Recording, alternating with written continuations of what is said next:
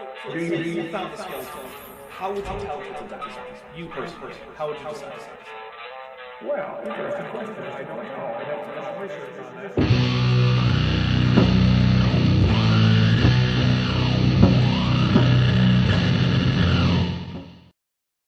All right, hello everyone. Welcome to Dapper Reacts. I think this is like 16 or something. I don't know. It probably says at the bottom of your screen. Whatever it is. 17. 17? 17, okay. Team that's it. All right. So first, we've got some feeders here, so that's always nice. So, but yeah. First of all, guys, there's a poll. This is regarding what I'm going to be doing on the 31st. So, I'm not sure if I'm also going to do a regularly scheduled, like, noontime, my time stream, and also a sort of marathon countdown across the USA kind of stream where wait until it's midnight in various places and then say Happy New Year to those people. But if I will almost certainly be doing that because most people are voting that I should do that as opposed to voting that I shouldn't. So what's really the question is, I don't know if I'll also do like a noontime stream because it's going to end up being like 8 hours of streaming or something. I'm not sure I want to do that. But yeah, so there are options. Your options are, yes, do debunking, which would basically just be like one of these streams. There's, yes, do games, in which I would probably just, hang out with you guys and do some games. And there's do both, in which case I would try to play games while debunking, which probably fry my brain, but I'm going to give it a go anyway, if that's what wins. And then, of course, there's no, that sounds lame, which you're allowed to vote for if you want. Although, I think like one person has, so. And I like turtles. No, because there's only you can max 4 options. Sorry. I have to have a no as an option, otherwise there would be. I like turtles. But anyway, guys, we're here to take a look at more of Nate Loper, who runs Young Earth Creationist Grand Canyon tours. He's just as bad as geology, as that job title implies. We're just learning about mega sequences, and we're going to get into that a little bit for some context. But of course, I have Vishanti here, who is my most frequent Saturday guest. So Vishanti, how are you? Caffeinated. That's good. That's a plus. I'm actually here. You guys might see there's a drink counter. That's because given that it is, it's currently Hanukkah, it's Christmas Eve, Kwanzaa's coming up soon. I feel sort of festive, so I have some sparkling wine that's labeled as champagne, but if you're in Europe, it wouldn't actually count as champagne. And I'm going to be doing this with drinking rules, which means that the drinking rules from Tuesdays are in effect, including things like the Godzilla, and also AIG or a bag of dicks, super chatting if you remember with any of the kaiju emojis, buying gift subscriptions, those are all in effect, as well as if Nate Loper says anything that's too stupid, or if he gets something factually correct, or if, he just decides out of the blue to mention things like the National Socialist German Workers' Party, or various prominent members of it, or perhaps leaders of it, or if he tells stories that we're pretty sure didn't happen, or if he tells jokes that don't land, all those things. So, Vishanti, do you have anything? I'm glad to finally be on a drinking stream. This is going to be great. I know! Although you have caffeine. Do you have just caffeine? I have coffee. I could Irish it up, maybe. There's plenty of alcohol in the house if I need to go get some. I've got a bottle of wine 2 bottles of wine downstairs. Oh, wow. All right. Yeah. Well, maybe at the intermission, depending on how this goes, you can get some wine. By the way, guys, that does remind me, the Kent with Bent 100 should be coming up on the 3rd, assuming all goes according to plan. So we do have something special planned. I'm not going to spill the beans quite yet. However, there will hopefully be guests to come on. And so basically, if you're familiar with the channel, you'll recognize hopefully all the people who have the invite. And I'm also going to have the set be a little bit different, just so that we can keep track of who's here and who's speaking and what. So there are some people asking about my ear cuff. This is made by Toastly, who make a lot of Mexica and indigenous stuff. And they're up in San Jose, California. So if you want your own fancy feeders, or just earrings, or t-shirts, or kopili, or I think they make death whistles as well. Nice. Yeah, so you're welcome to check them out. They make a lot of really cool things. So awesome. Good for me to represent at least one segment of my ancestors while I hang out on stream. Hey, if you want to leave a link to them in the chat, feel free. Okay. All right, well, with that, I think we're going to get back into this. So first, I want to talk a little bit about these mega sequences. So, in the modern geology literature, mega sequence basically doesn't appear. The things that this guy's talking about are actually what's called cratonic sequences, and they are, in fact, in large degree caused by supercontinents. So when he says, how come we don't have these gigantic cross-continental depositions happening today, the answer is simple. There isn't a supercontinent today for them to happen on. That's it. That's the whole answer. So it's not very mysterious. Can't have supercontinent scale deposition without a supercontinent. And Shipfish, who's been a member for 9 months at the tetrapod level, says happy festive and sends a drink and a Mothra emoji. So we will take a drink. Thank you. Happy festive to you too. I think that might have been a happy Festivus intent. Which actually, you know, we did celebrate Festivus. We brought out a Festivus poll. Did a few feats of strength. Didn't do much airing of grievances, but, you know, a little bit. All right, guys. Here we go. Flying Spaghetti Monster is the dog. Had earlier asked if the poll was just for blues. No, this is not Twitter. You don't have to pay things to have an opinion. Yeah. And the other question, or I guess comment, was, I'm in the UK, I'm not up with American wear. Technically, this wouldn't be American, even though it's sold by people who live in America. Yeah, this isn't this is more of a native Mexico thing. Yeah, this is meant to evoke, like, Aztec imagery and, to a lesser extent, Maya. So, anyway, that's just a technicality. But hey, look, a lot of people with, you know, like Mesoamerican native ancestry are currently in places like California, New Mexico, and Arizona and Texas, because I don't know if you know, but those were part of Mexico until fairly recently.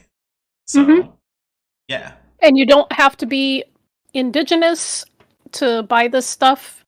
Any customers are appreciated. So They're not going to do like a blood test on you? No. All right. All right, here we go. Physical erosional feature is found right there as well. And in fact, just recently, Jay Siegert, who's coming out soon, and Eric Hovind, who is also coming out soon, they were just out there. Can you imagine? So you're on the Grand Canyon tour, and one of the guys giving you the Grand Canyon tour is freaking Eric the Lesser. Hovind the Lesser is basically who's giving you. Although I say that, but like as a human being, I have way more respect for Eric Hovind than I do for his dad. So it's like Hovind the Lesser in the sense that like he's younger. At least when he's in dialogue with people who don't share his opinions, he's as honest as he can be. Yeah, and he's less likely to simply throw around insults. Yeah, he's not going to throw around insults. He's not going to call someone son. He's going to at least make a good faith effort, even if he's not well informed. Yeah, I don't think he's good at it, but like at least he's cordial about it. And that, I mean, there's something to be said for that, right? Like that goes a long way. Yeah. I would much rather interact with Eric Hovind than I would Kent Hovind. And I say that knowing that, yes, I have in fact interacted with Kent Hovind a fair bit, more than I really needed to in an entire lifetime. And I've never actually directly interacted with Eric, so... I'm sorry, I just thought about the one person who debated Kent and lost, so I'm just gonna cackle to myself for a second. I mean, to be fair, it's happened more than once, because there have been some iffy debaters out there. Anyway, here we go. About a month and a half or 2 months ago, and they actually did a great little film project about the same great unconformity. And I told Eric... Oh, I actually watched that. It was not any better than this, but it was better presented because you know, better camera work, and they were actually on location, so... I said, hey, I was literally standing on the exact same rock like a year ago from now, or a year ago last year. Pretty cool, pretty exciting that this great unconformity, the very same purplish, quartzite, they call it the Baraboo quartzite there, the same Pete sand.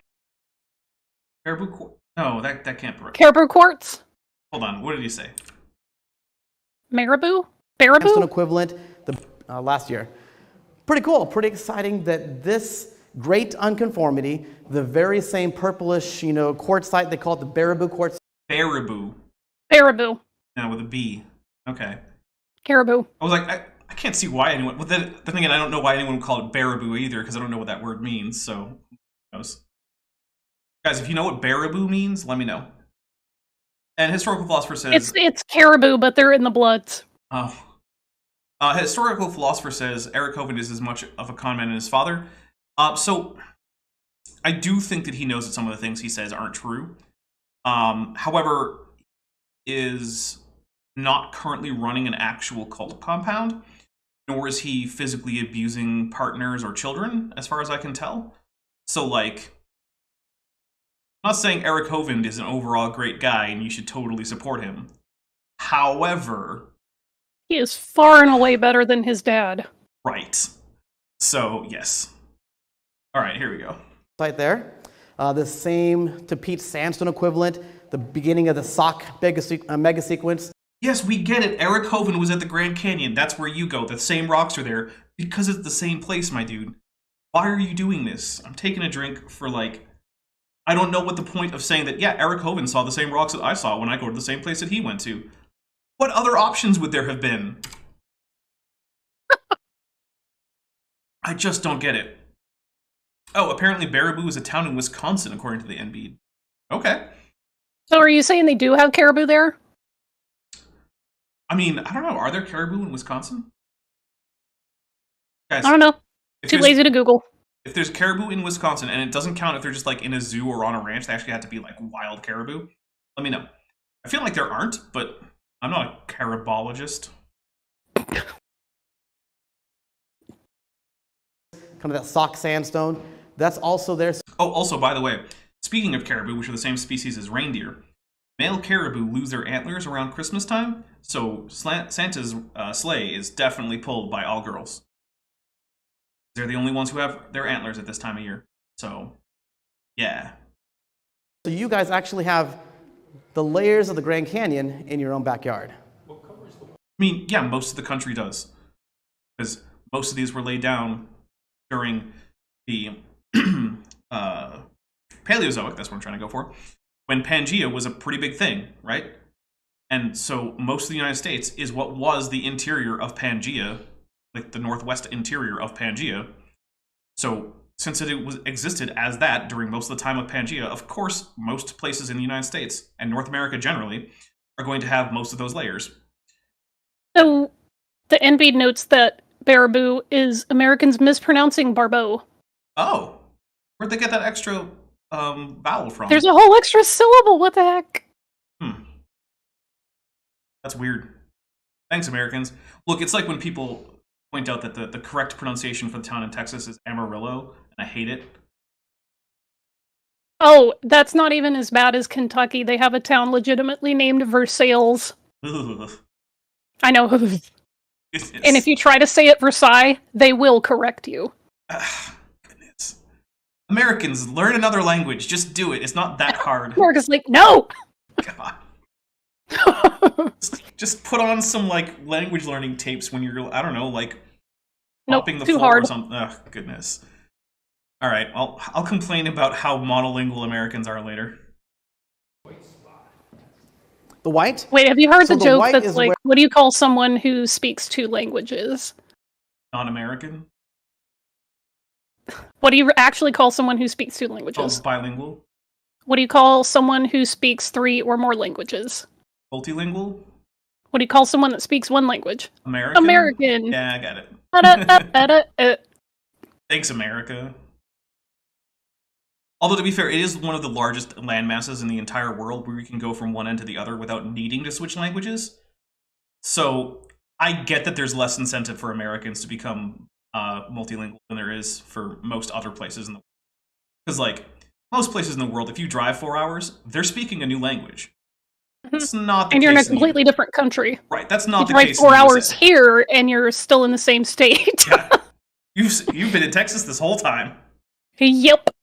There's areas where it's not found. It was deposited here initially, and we know that because it connects from here all the way to there. So it would be I mean, that's true. It is deposited in situ. Like, that is where it was deposited, so I'll take a drink. I don't know what...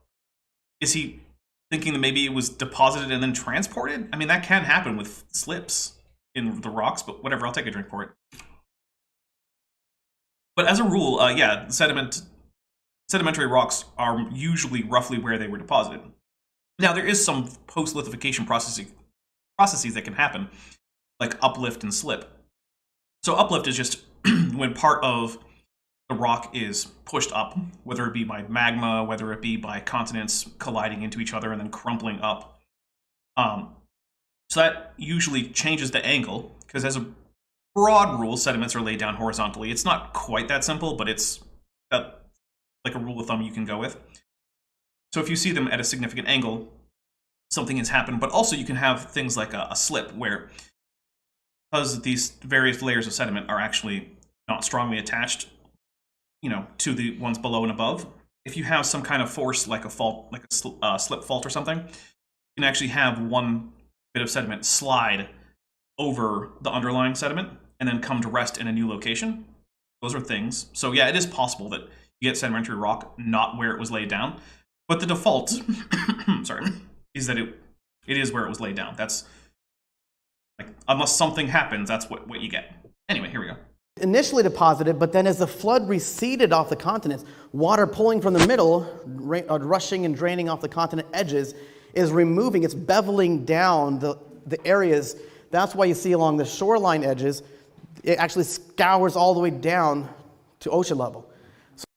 Yeah, we're going to take a quick drink about that.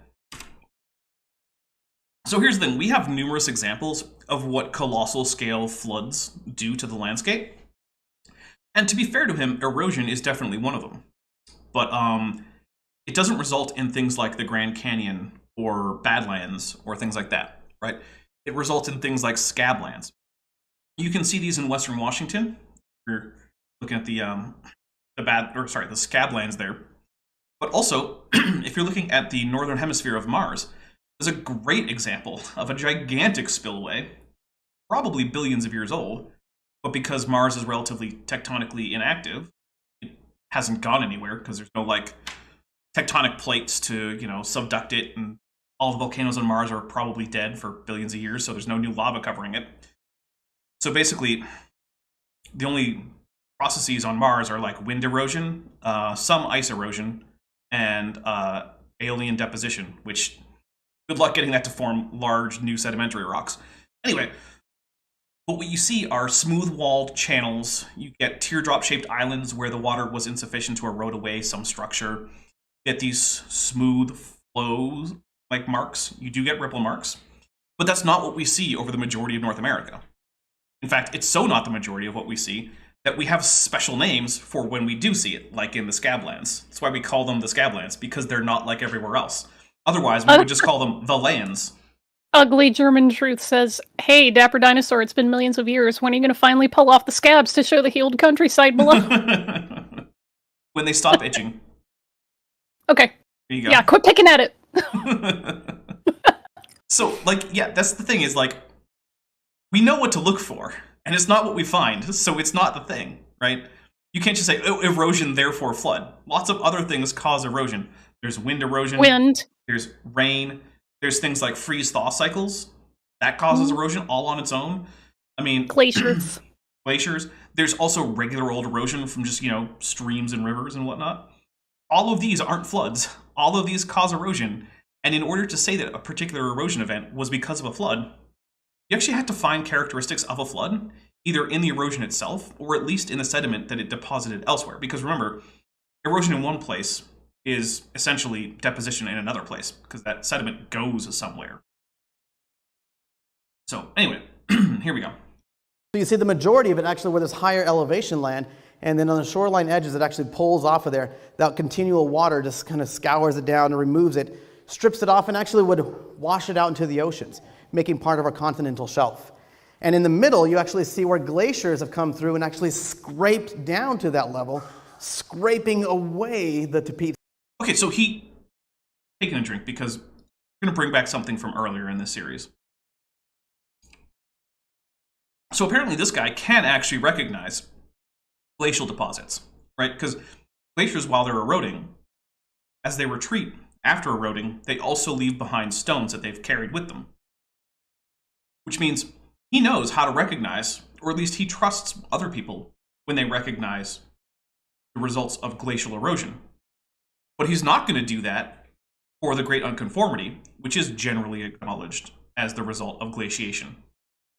So, what's the deal, buddy? How come you can tell what a Pleistocene glacial erosion looks like, but when it comes to something from, you know, like the Cryogenian, nah, doesn't count, man. It's got to be a flood. Like, what's the deal? Anyway. Sandstone, and in fact, in many cases, pushing it further to the very edge of this glacier, and then when the glacier's melted back, it left behind a big moraine, a big terminal moraine feature of all this sand and all the other rubble and stuff being. Man, just like at the Great Unconformity. Weird. Geological things happen all over the planet? In the same way? Yeah, but some of them are probably because of a magical flood, though. Pushed like a giant bulldozer. Comes in from the north, pushes down, screeches to a halt, and then you can actually find these big sand hills. There's a lot of great sand deposits in those areas. It's actually the same Tapete sandstone ground up and churned up. Yeah, in some cases it is. Because, I mean, if a glacier gets down to the Tapete sandstone and grinds it up, you're going to get sand. And it's going to be the same sand that was part of the sandstone of the Tapetes. I mean, that's fair. I guess that's technically correct, so we'll take a drink for it. Sir Equinox says, this guy is a moraine. Moran. So great question. Somebody just 2 nights ago had the very same question. So look at this. This very same layer of rock extends across multiple continents. Again, kind wow! of. But yeah, did you know that when you have a supercontinent, you get supercontinent scale deposition? Wow! Yeah, seriously. Shocking. and you can I feel see like it you in should have southern that Israel. Mario Here's clip a- ready to go. I can't have all the clips. Sorry, I mean, I'm just trolling, so... Great picture. So here's a picture I took a few years back. In fact, Dr. Danny Faulkner coming up next month. This is Danny right here. We're kind of getting hands-on with the rocks and geology down here, like you see. Well, here's a picture in the Grand Canyon. Isn't Danny Faulkner like a cosmologist? I thought he was a cosmologist. Maybe I'm just wrong about what Faulkner does. Well, just remember, to a creationist, if you're a doctor in one thing, you're a doctor of all science. Good point. Yeah, they do like to just pretend that having a PhD in anything just makes you expert on what? I mean, Things. they're probably also modified snipers, too. Or was Boy, I wrong? was I wrong. Okay. In Blacktail Canyon, here's a picture in southern Israel. Okay. Look how similar the geology is. I actually can't because you have two low quality pictures of rocks that are just kind of the same color. Like, I'm actually not disputing that these are basically the same kind of rock and that they probably formed in a continuous inland deposition on Pangaea. But, like, this picture isn't sufficient. All I can tell is, yeah, they're both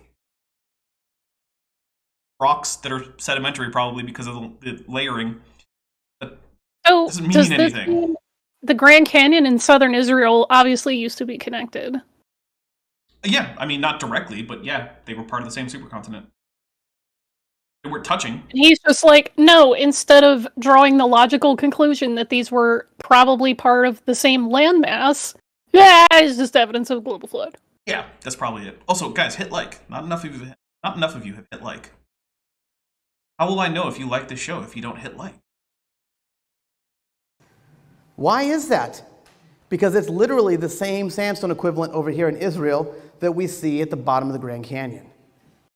Because they were part of Pangaea. That's it. That's the reason. That's all the reason we need. Very interesting. And in fact, when you go to southern Israel, go to a Timnah National Park area, we actually there have the very same great unconformity there. There's a great feature called Solomon's Pillars, and Solomon's Pillars is he are... talking about, like, the Negev when he says southern Israel? I think so. I mean, it would be nice if he said, right? Well, I don't think he knows. We said Pillars of Solomon, so we could probably find out where that was. All right, fine, I'll look that up. DM Wing says, Dapper Darwinmus, science nerds. Yes, have a very dapper Darwinmus. Is, of course... Oh, which reminds me. How does one genuflect to the statue of... Oh, ring for Mothra. Then also we need a demonstration of how one genuflects to the statue of Darwin. Okay, so last week I promised that I would demonstrate the Darwin genuflect the next time I was invited to a stream. So, are you ready? I think so, but Mothra might interrupt us again. Who knows? Okay, well, if Mothra pops up again, I'll be sure to drink for her. Here we go. Let's do it. Okay, so you have to make the DNA double helix in front of your face, and it needs to travel down the midline of your body. So you have to do that. Okay. Okay. If you want to get fancy, you can add a little wave in there, but you don't have to. Okay. Okay. But that's how you genuflect to Darwin. Jake Nelson, by the way, says, for $5, AIG is a bushel of eggplants. All right, we'll take a drink for that. Thank you very much. All right. Here we go. More Grand Canyon silliness. But thank you. Now we know Lomo columns. It's probably the Negev. I'm making the map bigger. Okay. Horvat Timna. It is in the Negev. Okay, so we're talking about the Negev desert. Yeah, it's actually like way down there. Yeah, when you hear it's if you read the Bible and you hear about someone wandering into the desert, there's a fair chance this is the desert they mean. Yeah. So I'm not going to estimate distance, but it's in the Negev and it's not super far away from the what is that? Gulf of Aqaba. So you would need to travel north just a little bit. Okay. Yeah. And, anywho, by the way, Caliban has confirmed that Danny Faulkner has a PhD in astronomy. So not cosmology, but astronomy from Indiana University. So, yeah, he's definitely not a geologist. Which, I mean, look, you can go on a geology trip and not be a geologist. That's okay. But, it's weird to highlight the presence of a non-geologist on your big geology project. Because, I mean, it's just as important as having, a plumber or an electrician or the guy who works at McDonald's. Those are all people who are equally, and an astronomer, those are all people who are equally qualified to comment on geology. Ian Debunked raises a good point. What is the process for a Darwin shrine that does not have a statue? Does it have an icon of Darwin as a painting or mosaic? Then it's basically the same as the statue. If it doesn't, then you have to genuflect in front of the copy of Origin of Species or Descent of Man if one of those are there. And if neither are there, then you don't technically have to genuflect. So there you go. Those are the rules. Are made up of the same Tapete sandstone equivalent, and they sit directly on top of the same crystalline basement rock that we see at the Grand Canyon. Same great unconformity. Pretty exciting stuff. Yeah, I'm not going to disagree. I'm really excited. Cool. Anyhow, 3 different major things. A beautiful picture of the Redwall limestone. This is on River Trip 2 that we can see this same layer of rock here, this Redwall limestone here. So one thing is, this is actually pretty far upstream. So if you go to the Grand Canyon, you're at any of the parks, you're not going to see this part of the Grand Canyon because the Redwall limestone is pretty high up in the canyon and it's right there at river level, which means this is near the mouth, or not the mouth, the source of the Colorado River. So putting that out there. Yeah. So I really want to hear about the Redwall limestone because limestone requires warm, calm, non-acidic ocean water in order to accumulate. And even then, it accumulates at a rate of about 2-ish centimeters per millennium at its fastest growth rate.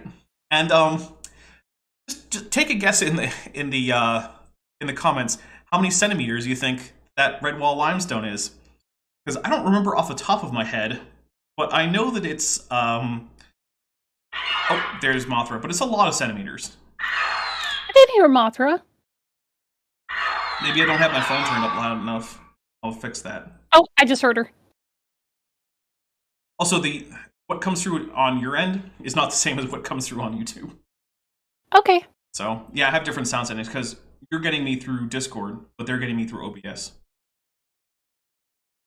All right, here we go. And over on this side, extends from here all the way to the eastern side of the United States. Same Redwall limestone can be seen over in England, where my wife is from. Well, kind of, right? There's an equivalent limestone. And this is from an area or a time when there's shallow seas because the water level is higher. This is later into the Paleozoic than, say, like the Cambrian or the Great Unconformity. But the reason it's called the Redwall limestone in the Grand Canyon is because the sides of it have a red patina, which doesn't occur over in Europe. Different patina.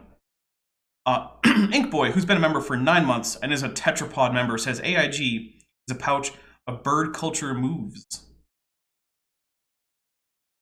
I'm not sure I get that one. I know what it's going for, but I'm not sure I actually get the bird culture move. I'm gonna take a drink for it anyway.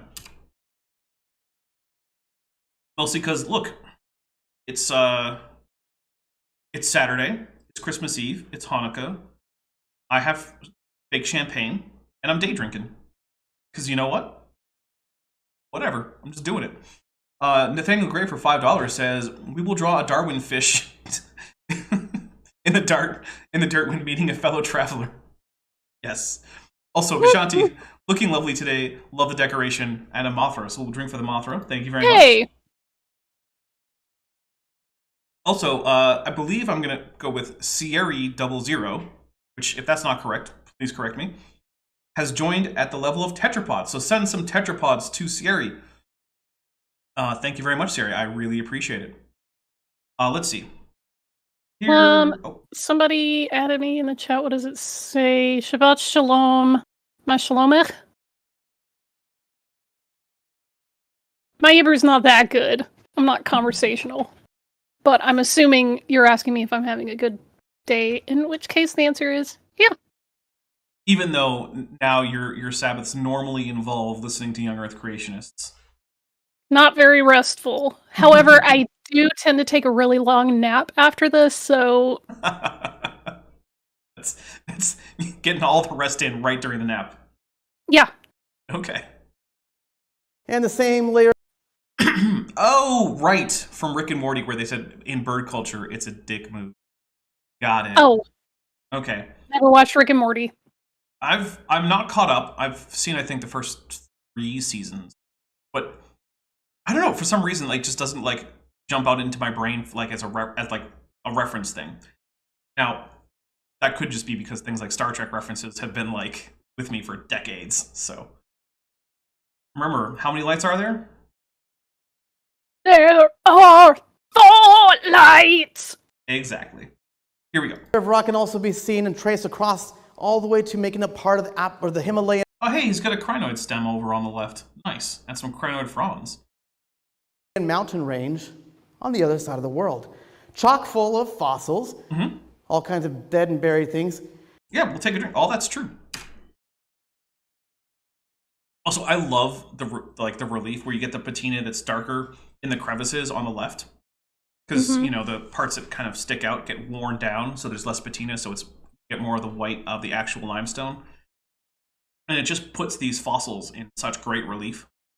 And so for those of you who don't know, crinoids are echinoderms. They're related to things like starfish. Oh, and there's Mothra. I heard her that time. Yay, Mom! So they used to be much more common than they are now in Earth's ocean, but they're still around.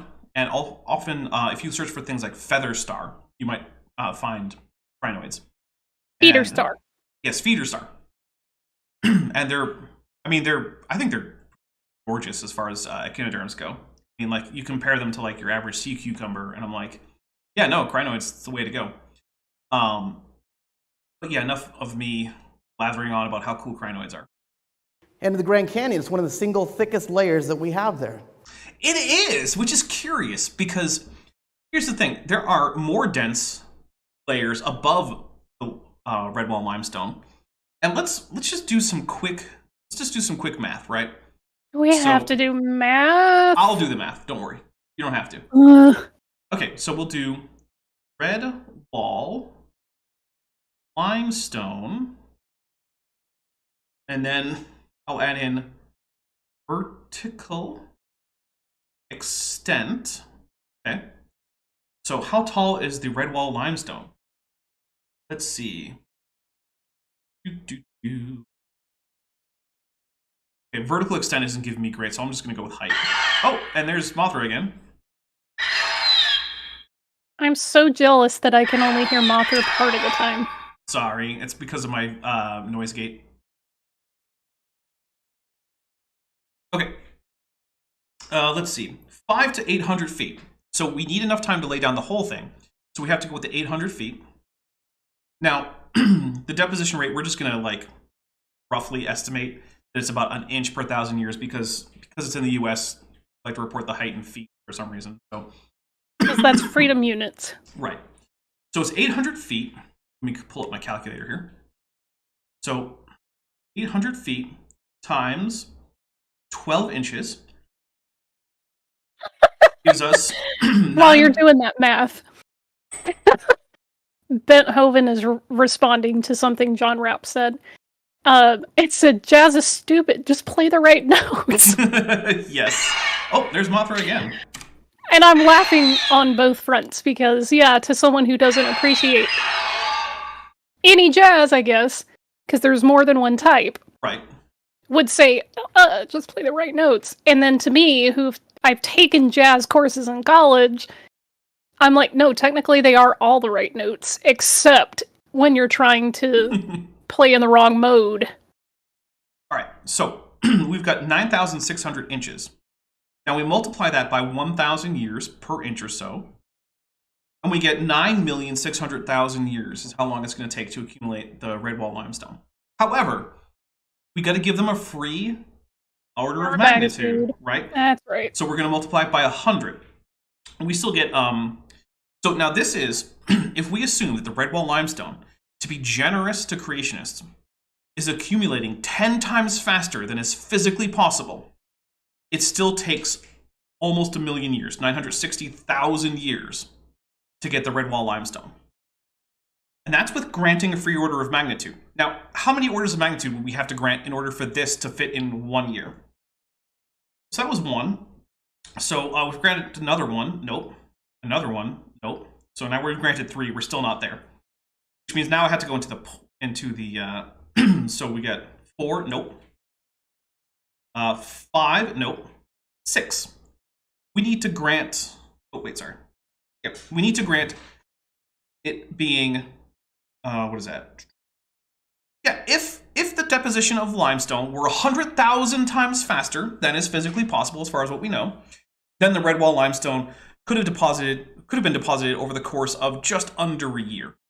Which of course means that the rest of the Grand Canyon, all the other rocks, need to be deposited in a time frame of like days to weeks, and just the Redwall limestone gets almost the entire year.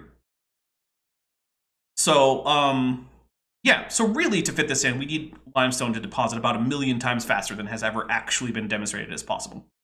This is not related to anything on the stream, but I love it when people say they don't like jazz, because my immediate question is what kind of jazz? And if you look at me with a blank face, I dismiss your opinions out of hand. Fair enough. Like, seriously. It's like saying, oh, I don't like rock music. You would be like, what kind of rock music? Yeah, that's fair. And actually, I don't really know too many people who don't like rock music, if you include like all of the ridiculous variety of things that fall under that. Yeah, it's a pretty big umbrella. You're getting everything from jazz, you're getting everything from like, you know, sort of easy listening stuff from like the 70s into like glam rock from the 80s into like thrash metal, and like it's all under this bright gigantic umbrella. Anyway, here we go. So when we look at the extent of these sedimentary rock layers, we begin to have a picture painted for us of Pangea. That this really was a massive, huge global flood event. No, because none of... Taking a drink. Hold on. I need more alcohol to sustain my... I wonder how much blood is in my alcohol, internally. But, you know, what's my blood level in my alcohol system? Anyway, Border BBQ, who's been a member for 2 months and is at the ambient level, says, AIG is a sack of phalluses. I actually have a trilobite fossil. Need to identify it at some point. Love to both y'all, and happy holidays. Hit like. Well, thank you very much. We'll take a drink for that. I too have some trilobite fossils. I got them in New Mexico. As do I. I got them at a tiny little fossil shop in Arizona, near the Arizona-New Mexico border, run by a single woman who's trying to sell her ostriches because apparently they're more trouble than they're worth. And also, her fossil shop, which I actually stopped in to figure out where the nearest gas station was. But then, I figured I'd buy a thing or two. Because, I don't want to just walk into someone's place of business, do no business, and then, grill them about gas stations. But also, she had a whole bunch of things that were not labeled as fake, but were definitely fake. Yike. Now, to be fair, I don't think she's a paleontologist or anything. So, she probably bought these in good faith. But I'm looking at them and I'm like, yeah, this is not a real mosasaur skull. It's got, the wrong number of holes. It's got the wrong shape. The teeth are on these ridiculous extensions of matrix that doesn't look like it's actual sedimentary rock. It looks like it's concrete. And, but there it is. There's a quote-unquote mosasaur skull from, Algeria or something that's being sold for, about, I think it was $1,500 or something. No. I'm not paying $1,500 for concrete. Sorry. Yeah. I'm looking at this and I'm just like, do I say something? And I realized, nope, I'm just going to leave. I don't have to say anything about this. I think I bought like a belemnite shell or something. And then she tossed in 2 or 3 little tiny trilobites in shale. Because she had a giant bucket of them. Oh, yeah. Honestly, we may have actually stopped into the same shop, come to think of it. Were there ostriches? There's just, I don't remember if there were ostriches out back. It was kind of late in the evening, so we didn't really walk around outside, but there were just buckets and buckets and buckets of trilobites and other marine fossils, and they're not worth a whole lot because there's so many of them. Well, the nice thing with trilobites is that their shells were made basically of rock. They had mineralized shells, and they also shed their shells several times during their life. So say that 3 times fast. Shed their shells.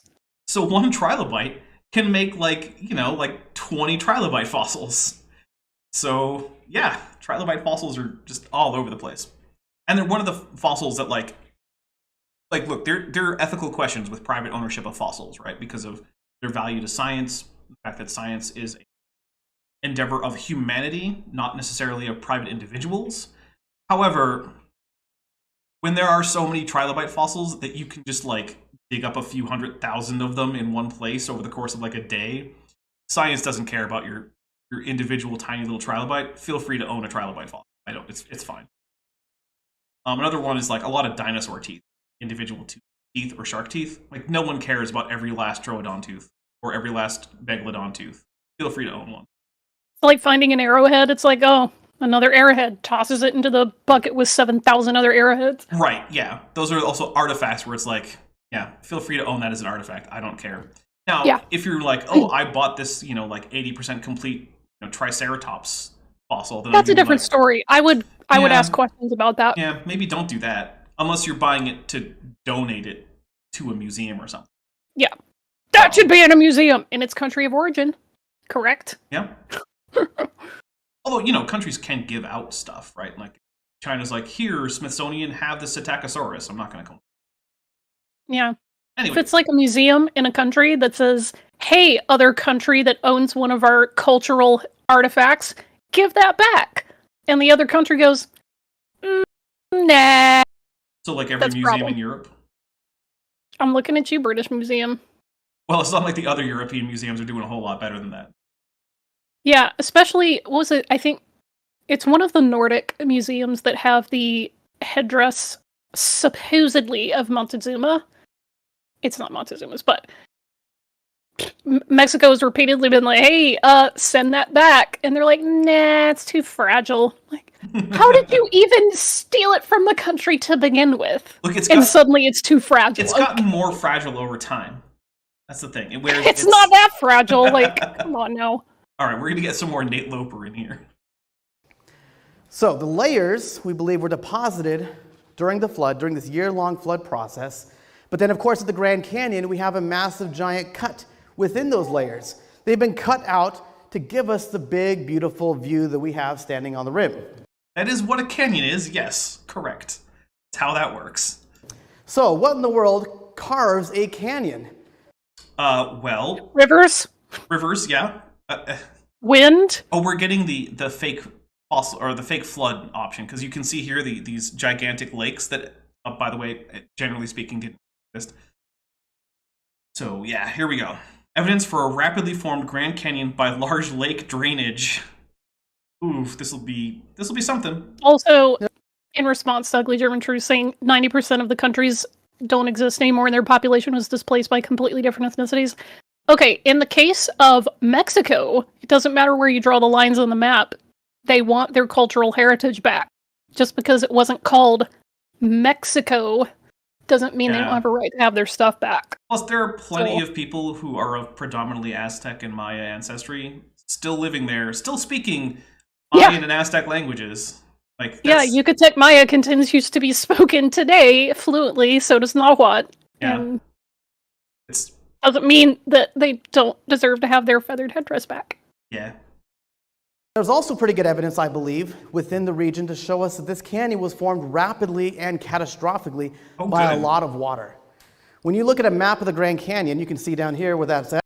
Okay, let's look at that map, because it's very jagged and barbed, which is literally impossible for a flood, because, you know, floods are rapid erosion that results in smooth channel walls and, you know, low angles between various tributaries and splits and whatnot. So, I mean, jaggedy canyons is a sign of slow-moving water? Yeah, it's actually impossible to form jaggedy canyons with fast water. In fact, also there's a famous place towards, I believe, the lower part of the canyon, so downstream, where you're usually going if you're just going to like the South Rim or something, called Horseshoe Bend, which is completely impossible for a flood. Floods cannot cause horseshoe bends unless you have something like, I don't know, like solid stainless steel blocks in the way to direct them around a horseshoe bend. Like, it's not a natural thing that just happens. Yeah, and I remember Kent Hovind saying like, oh, well, we know that fast-moving water makes straighter paths than, you know, slow-moving water, which makes jaggedy and zigzaggy and wibbly-wobbly ones. And his explanation was, well, you know, the Colorado River just happens to flow through the Grand Canyon. It didn't carve it. Okay, well, whatever did still had to be not a flood. It's like, well, the canyon's still like wobbly. And to be fair, it is the case that the current Colorado River is probably not what carved the entire Grand Canyon. There's been more than one river that's flown through there. And in fact, and sometimes during the past, it flowed the other way. So, like, you know, there is something to be said for the fact that the current river in there did not carve the whole Grand Canyon. Granted, still wasn't a flood, though. Just like, man, look, it doesn't matter how many explanations you come up with. Fast-moving river didn't carve the canyon. No, it really didn't. It's hard to explain just how opposite of a fast-moving water the Grand Canyon is an indication of. Like, it's like when those flat earthers will look at like the left to right compressed shots that show the curvature of the earth. Yes. And they're like, looks flat to me. Like, I mean, sure it does. Okay, sure. I can't argue with you looking and saying that what you see isn't what you see. Like, what do you want from me there? But anyway, here we go. Let's get some more Nate Loper. I don't see any curvature. Right. What? Jagged barbs in the Grand Canyon? Nope, don't see it. Nope, I don't see anything. Okay. Grand Canyon. In fact, if you look in the area, you can actually find these massive, huge basins, like up here towards Grand Junction area, swinging up around here. Huge basins. All the way down through here. Massive. Okay, so we're going to take a drink because he's going to say that these are all just carved from floods, which, to be fair, floods can make flood basins. Like, that's a thing. We're going to talk about why that's kind of not a great explanation here a second after I take this drink. Okay, so because rivers meander, which you'll know if you live anywhere near New Orleans, because Louisiana and the federal government are spending huge amounts of money to keep the Mississippi from meandering away from the city. And it's not going super well, by the way. It's one of the reasons why New Orleans likes to flood a lot, because the river is already trying to be like, I don't want to be here. Stop making me. Yeah, it's like trying to redirect thousands of gallons of water. Mm-hmm. Doesn't work out so well. Yeah. So because of that, rivers actually, if you look across a long stretch of time, they don't just flow in a single channel in most cases. They actually move around. And as they move around, they create relatively flat basins that they've... So, sure, they're at any given point, they're eroding where they currently exist more than anywhere else. But over time, that flattens out. It's one of the reasons why old rivers, and by old I don't necessarily mean in age, I mean rivers are classified as young, middle-aged, and old, right? And so young rivers tend to have a lot of rapids and whatnot, and old rivers are low flow rate in terms of like speed of the actual water, and they tend to be relatively shallow. Those types of rivers, which is what you get when you have a relatively low gradient in the landscape, so that vertical drop is fairly low, they tend to meander all over the place, and they carve out relatively flat areas. Now, when you get to areas like the Grand Canyon, where the river gets to be a lot younger because there's a sharper drop, that is when you start to get things like incising canyons, because you're flowing through and doing significantly more erosion, which means that you dig yourself into a channel that's hard to meander from.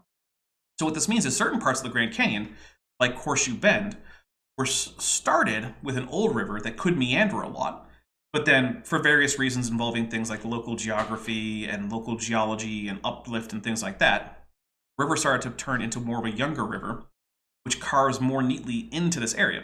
Again, it probably wasn't the current Colorado River that did all of this, but yeah. And yes, Oxbow Lakes, as Smitty points out, are one of the results of this kind of meander. So you can see Oxbow Lakes all over the place. You can see them all over the place on the course of the Mississippi River. Right? This is where a meander ends up getting cut off because the river finds an easier path straight through the meander, and then you're left with a Oxbow Lake that doesn't normally have an inlet or an outlet. Eventually it'll dry out, but temporarily shows the former course of the river. Hey, hey, Dapper. Yeah. Hey, Dapper. What do you call a Homo neanderthalensis who's lost?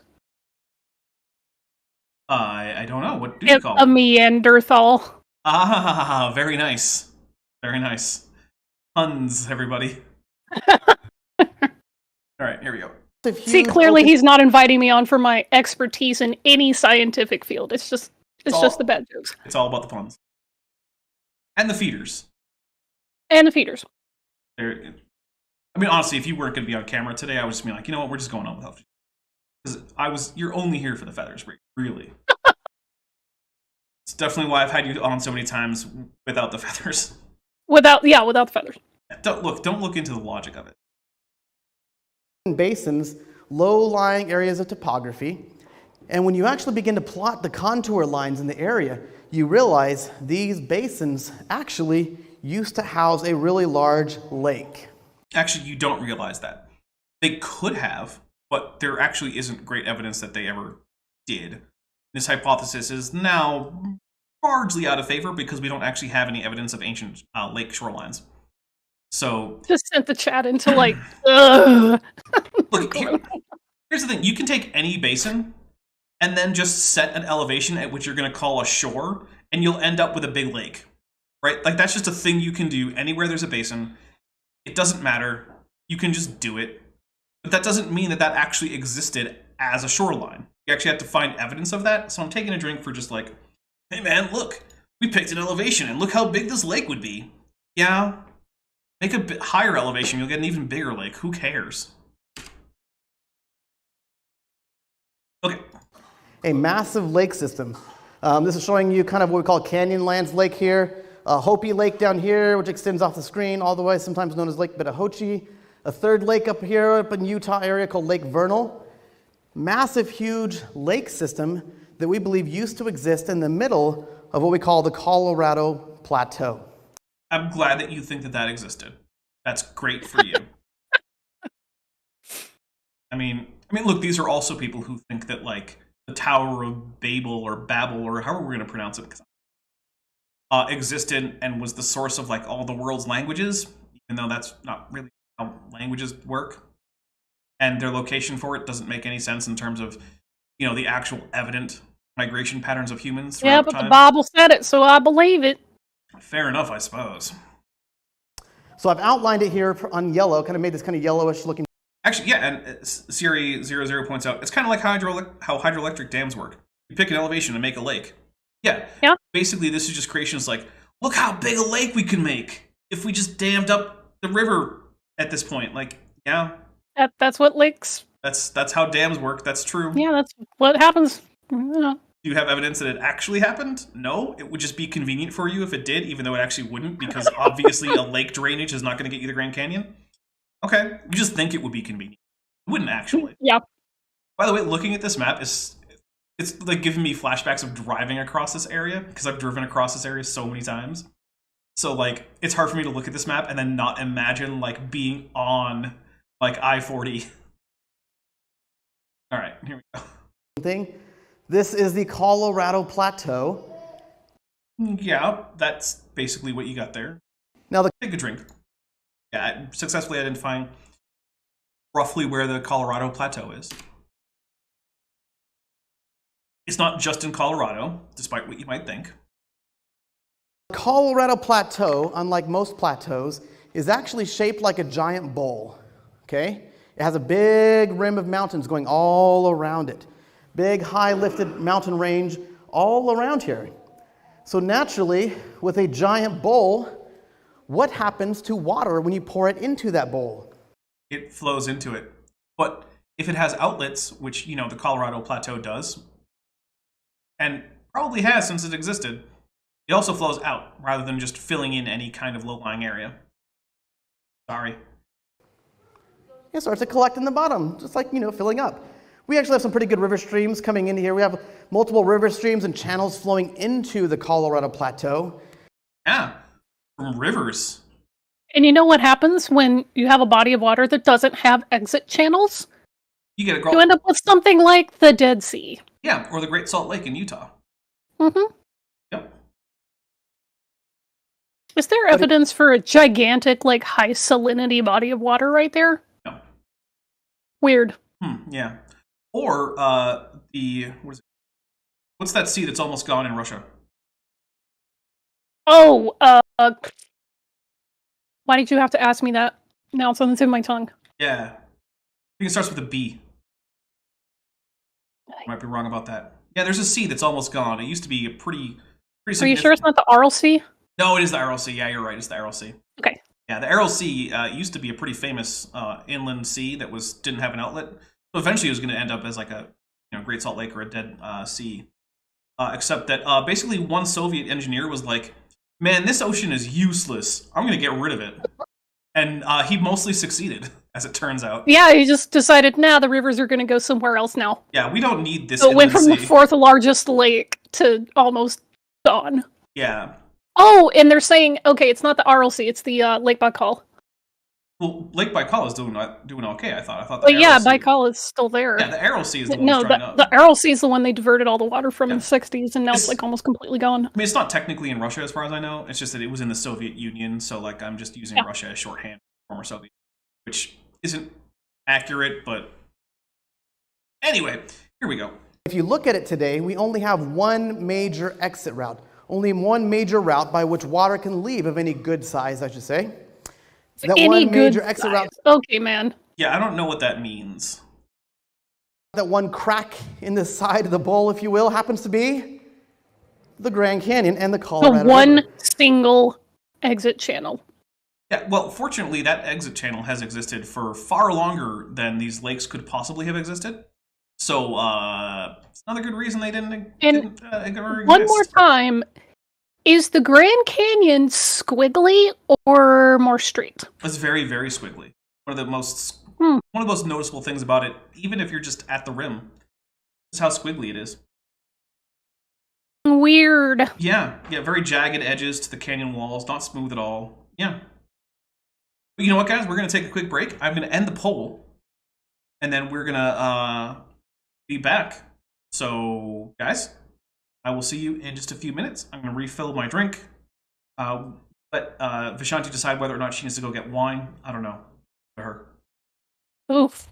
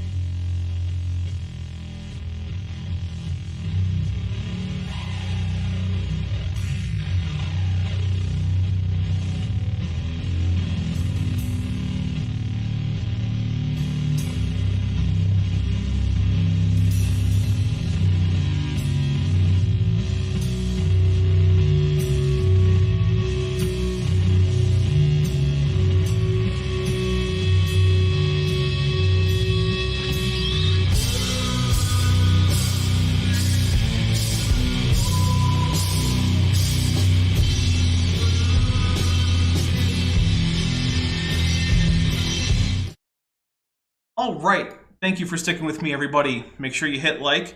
An early Merry Christmas to those of you for whom it's still not Christmas. I do know that for some of my audience, it is now Christmas. For me, it's going to be about 4.5 hours until it's Christmas. So, now you might be wondering, but Dapper, I thought you lived in Mountain Standard Time where it's 1 p.m., and that's true.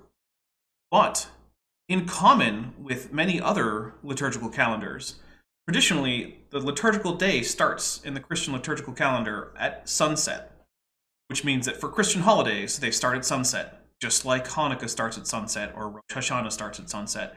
Because, spoiler alerts, both of those liturgical calendars are outgrowths of the same liturgical calendar from Second Temple Judaism. Weird, right? Copycats.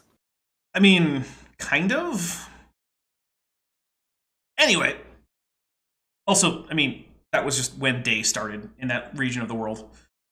People just thought of the day as going from sunset to sunset instead of midnight to midnight, which is a weird way to do it because how do you know when midnight is? Why does it matter when midnight is? Because if that's when the new day starts. See, the nice thing... Oh no, I'm not Roman. Well, yeah. The nice thing about sunset or sunrise, which actually most of Europe traditionally actually thinks of the day as starting at sunrise.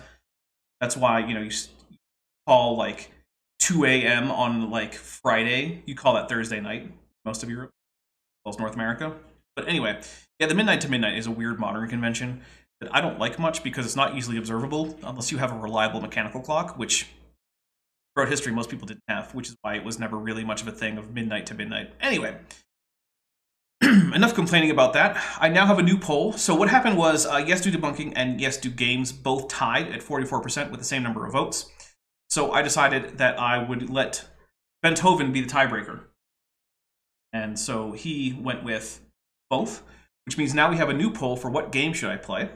And our results are, our options are Dark Souls 3, Elden Ring, Dwarf Fortress, and Satisfactory. Currently, Dwarf Fortress is winning, so you guys want to watch me make dwarves suffer horribly, because that's what's going to happen, because, spoiler alert, I don't know much about Dwarf Fortress. So, here we go. More Nate Lober. Which is hard to see on here, and when I show this picture to people, they see the lakes, and few people really see where the Grand Canyon is. It's that little squiggle right there. The 277... Weird how it's a squiggle. You know what? I'm just going to drink whenever he says squiggle, because it directly contradicts everything else he's trying to say. So, here's a drink for squiggle. This is Nate Loper's specific drink. 7 miles of Grand Canyon is just that. Look how much larger... Soulcat says the Julian day starts at noon. I hate it. I hate it. Pick sunset or sunrise, guys. Just do that. It's the most easily observable, thing the sun does throughout the day. These lakes were. And to give you a perspective of that, I put together animation here so you can actually see what that landscape might have actually looked like in the past. Gee, guys, this is actual CGI. Great. Cool. Don't care. So as we zoom in, you can actually see a landscape view. Look how large it is, even compared to the Great Lakes. Mm-hmm. Yes, you made the biggest imaginary lakes of all imaginary lakes. Congratulations. You know what, Nate? Cheers for having made imaginary lakes. Good job, buddy. You even put it kind of awkwardly, but not too badly, onto a Google Earth. So, I appreciate it. I'm sure that took you days to figure out. Because my guess is that, your knowledge of animation and, 3D rendering isn't super high. You know what, buddy? Good job. It's very youth pastory. Because, my God, this guy, his nickname should just be Big Youth Pastor Energy. Talking about a massive, huge lake. And as we kind of tilt the Earth... Ugly German Truth says that the sun being at the zenith is not easily observed. Yeah, you actually have to have tools to do that. You have to have a stick in the ground or something and measure it out and notice where it is at the zenith and what the shortest angle is. You don't have to do any of that for sunrise or sunset. Just to be oh, hey, look, it's dark now. Boom. I love Kyle Pratt's got the sunrise, sunset. It's stuck in my head now. Thank you. So the fact that you have to use only basic tools to figure out when the sun is at the zenith does not make it easier or not any harder to observe than sunrise and sunset. So, yeah. Here you should be able to see just how big this really was. We're talking about a huge. This strikes me as like the guy who's like, wow, look how big this enemy in this video game is. And it's like, they can just set whatever size they want, right? Like, it's 3 values in the engine. You can just multiply it by 1,000,000 and then you'll get an even bigger enemy. It doesn't mean anything.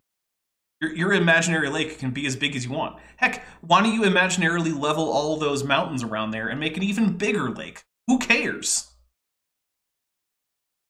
Huge lake system. Can you spot the Grand Canyon? Yes. That teeny tiny little scratch? Who cares? We're talking about a huge body of water. Okay. In some places, we have evidence that this lake was actually up to 2,000 feet deep in places. No, you don't have evidence of hold up.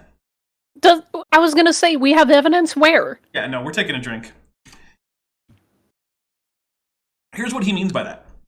He means that if we set this elevation as the shoreline, then some areas underneath this hypothetical lake would be that deep. Cool. If I added 40,000 miles of water to the Earth, then some places would be even deeper. I haven't, so it doesn't matter, but it's technically true in the hypothetical. So, nice. I don't even know how to respond to that. Like, yeah, that's true. If you had a lake there, some places would be deep. Is he going to marvel at the fact that the Salton Sea exists? I mean, he might knew about it. I'm not sure he does. I've been there. It's very weird. A Bitahochi Formation area near Cameron, roughly 4,200 feet. The rim of the Grand Canyon rises up quite a bit over that, so over 2,000 feet deep in some places. A massive, huge body of water. Big numbers. Oh yeah, guys, if you have big numbers on your bingo cards, mark those off. Into the Grand Canyon, in case you didn't see it yet. You can see it now as we kind of close in on that place. Bro, your animation's not that great. It's really not. And also, dude, you could figure out how to do this without having the Google Earth logo there the whole time. You're just being lazy by not doing it. Like, you can Cross-Platform Adventures asks, could he be conflating the Western Interior Seaway with the flood? Possibly. I don't know if I want to give him that much credit. Well, yeah, there is that too. Because, I mean, there have been numerous marine transgressions into North America throughout geological history.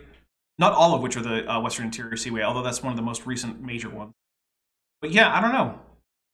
It certainly is why we have marine deposits in certain areas, in places like the Cretaceous rocks or Paleogene rocks and whatnot. Now, interestingly, when you look at this picture, where's the Grand Canyon, Ed? It's right here. Where's the evidence, the physical evidence of the shoreline? Literally right next to where a Grand Canyon begins. What evidence of this shoreline do you have? Because last I looked, the answer is none. So, look. I mean, I can make stuff up too. I could just say, hey, look, those look like blood vessels. This was definitely a giant. If you do that, I will start calling you Roger. I mean, I do have feeders. Yeah. I'm just not using a proper camera to point at a screen and point at the screen with a feather. You guys don't know who we're talking about. Check out Roger from Mud Fossil U. It's all just pareidolia, right? It's just all pareidolia. And an old man tapping his screen with the end of a feather. Which is very annoying because he's never figured out screen capture. Just pretty basic. But, sorry. I'm now just overwhelmed by how low effort Roger from Mud Fossil U's production is. This was definitely a lung. I had it DNA tested. Like, nah, man. No, you didn't. You contaminated the sample and it got your DNA on it. Try again. Yeah, as DM Wing points out, she's wearing feathers. Mud fossil confirmed. Correct. Oh. All right. So look, man, if you have actual physical evidence of these shorelines, please present them. Because so far, when I've looked into this, all I could find was that apparently it's just a fun hypothetical that creationists have come up with as an excuse for where the water comes from that they pretend could have rapidly carved that Grand Canyon, even though just looking at his map, no, it obviously couldn't have. Look at it. About like 2/3 of the way down to the left, you've got this big U shape. What is that? That's the hallmark of a slow-moving river. Yep, I'm just drinking for just looking at the map, and it obviously contradicts everything he's saying. In fact, there are even barbs of the canyon that go back towards his hypothetical lakes, which is not how water flows, which means that they can't have been formed from this lake draining. Yeah, it's taking a drink. I can make stuff up too. Mm-hmm. Look, why not just say Harry Potter carved it? It's just as plausible. Keep that in your mind. We'll talk about it. Anyhow, for the last 3 years, I've been involved in research predominantly in one of the lake areas known as Lake Bitahoche, or sometimes known as Hopi Lake. And the reason I've studied this very intensely is because I live right there in Flagstaff. And so we drive up to the Grand Canyon to do our tours, but I can drive out here to this whole area and study the geology and the landscape. And so looking at this area... Okay, yeah, but dude, you think that the Tapete sandstone, sorry, the Coconino sandstone, that's very obviously from a desert, was laid down by a flood.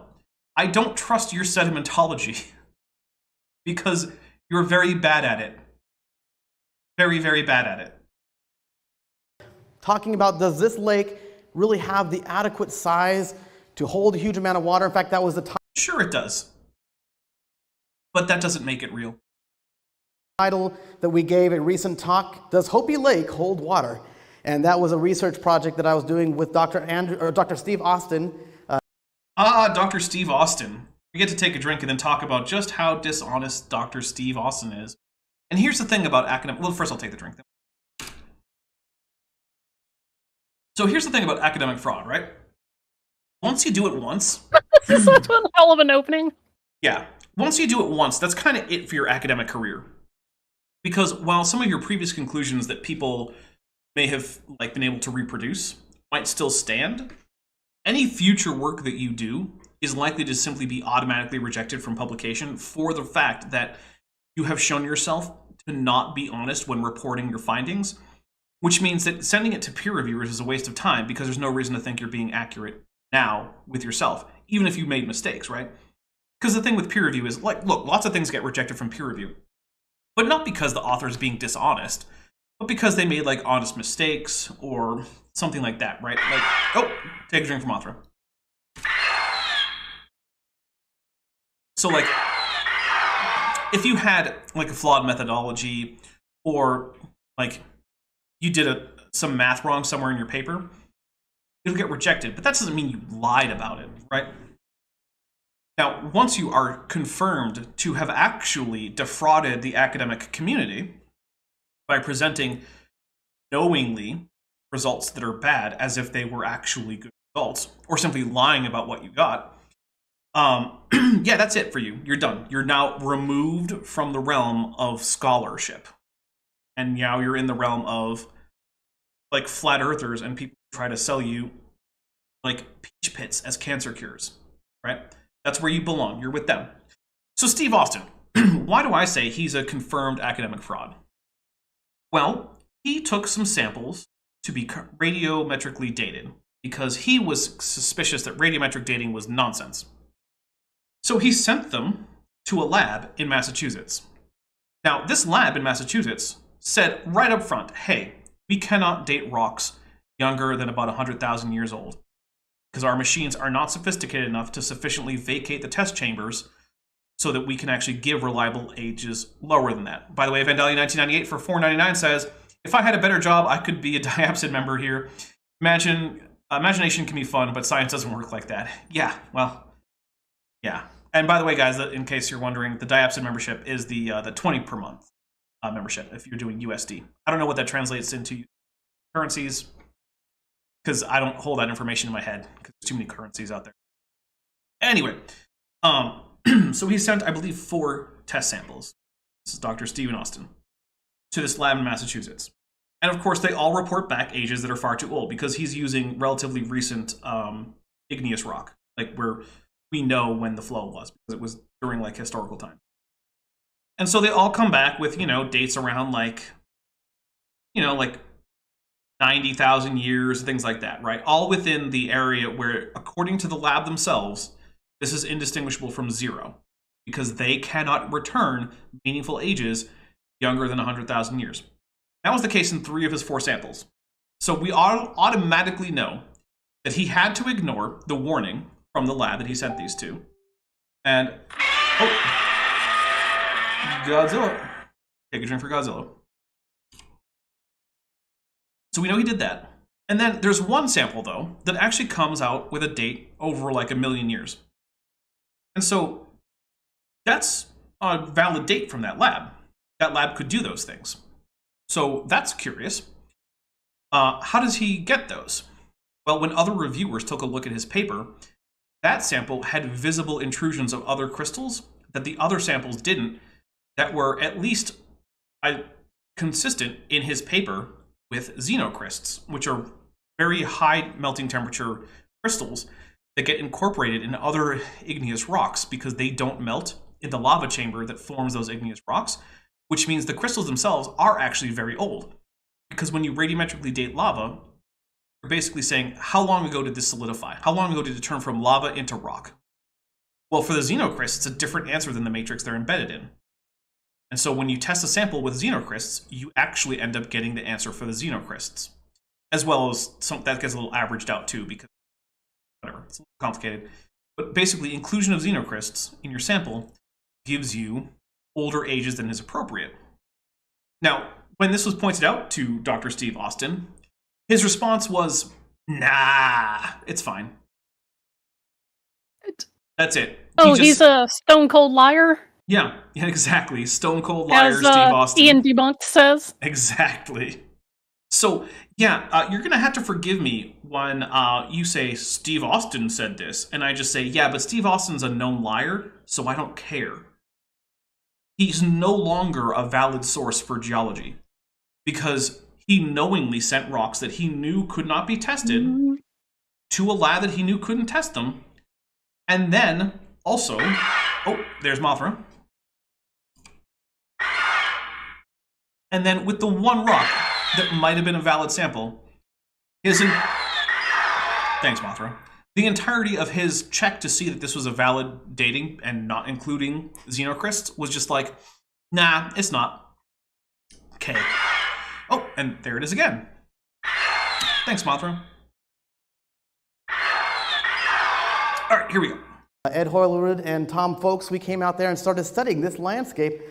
Dr. Steve Austin, some of you guys know him. He's a very well-known creation geologist, worked with Institute for Creation Geology for a It's creation research, but yeah, he is a well-known young Earth creationist geologist. I'll drink for that being true. Which, by the way, did you get wine? No, I did not. Ah, not day drinking with me? You would know if I had wine. Fair enough. number of years, or Institute of Creation Science for a number of years. But anyhow, some brand new studies, some brand new evidence that we have for this lake that has just been found. And so we were doing a research project. He presented that at this year's Creation Geology Society. And so we had a big conference earlier this year in July where he presented the evidence for this Hopi Lake idea. Because some within the creation community and the secular community believe the Grand Canyon was formed differently. I mean, because it obviously was, yeah. I'm just going to take a drink for even some creationists know better than this.